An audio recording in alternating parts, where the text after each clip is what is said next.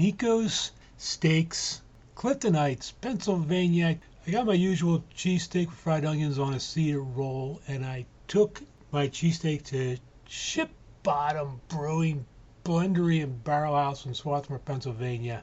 I gotta be careful how I word this review because I know Nikos' mom is watching and listening. So here we go. They cover the meat when they cook it, so it does make for tender meat, and I did enjoy the meat, and it did come on a good roll. My concern is with the cheese and fried onion distribution. Actually, it's also concern is I like my fried onions cooked down a little bit more.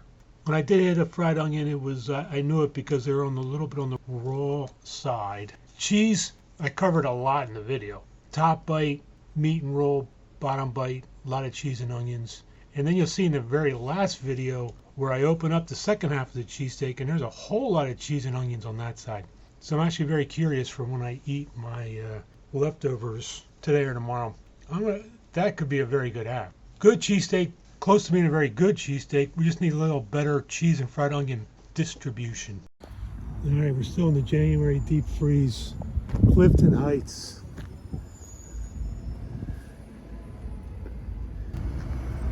All right, Nikos' mom messaged me, told me how to try these cheesesteaks. Back in Swarthmore, post snowstorm. I almost fell. That would have been funny. All right, back at Ship Bottom. I got Niko steaks this time. I got taps are working. Got my off-season sour ale, and Wednesday at 4, it's much quieter. 2 people here, drinking our beers. Kathy's getting the bar set up. Alright, let's get into this thing. I do like when they make the cheesesteak, they cover it. Hopefully it makes it nice and juicy. Alright, so I took one bite of this cheesesteak. Several drinks of my beer. I like my beer.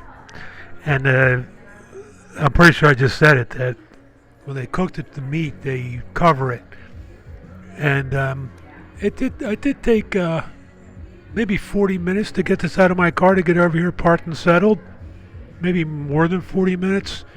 And that top, you see here, we got a little bit, maybe a little dryness on top and a little bit of cheese on the bottom. They did fold the cheesesteak over on top of itself on the grill, so I was curious about that, if it would get the cheese mostly in one area. That burp had to go through. So far, the meat was a lot tender, more tender than I thought it might be. Alright, nothing new here. I've been eating and posting. And we got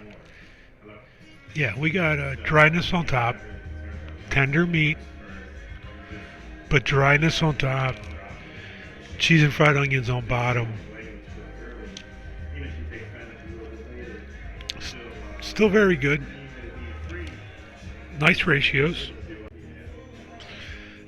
but we got separation. Alright, I actually got to go look for onions. I'm going to pay attention to onions on this next round of biting.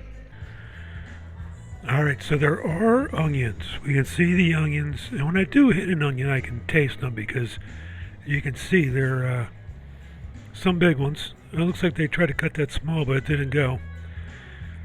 There are some big ones. They're undercooked, so when you bite into them, you know you bit into them. I don't know. Did they all end up on this half? Haven't hit a lot over here.